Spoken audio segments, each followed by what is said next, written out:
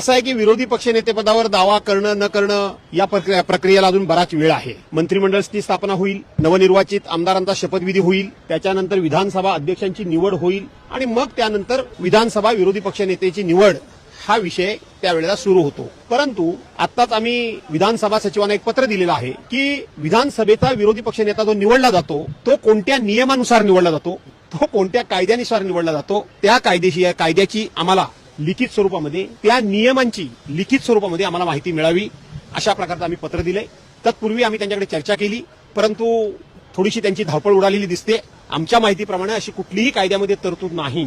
प्रथा परंपरा हा विषय वेगळा आहे, कायदा हा विषय वेगळा आहे, नियम हा विषय वेगळा आहे आणि म्हणून त्या संदर्भामध्ये मी माझं लिखित पत्र दिलेलं आहे की विधानसभा विरोधी पक्षनेता निवडण्याची जी काय नियमावली आहे, नियम आहेत, कायदेशीर जी काय कार्यवाही आहे, तरतूद आहे, त्याची माहिती मिळावी. आज त्यांच्याकडे माहिती नसल्यामुळे त्यांनी सांगितलं आम्ही ती माहिती घेऊन तुम्हाला देतो.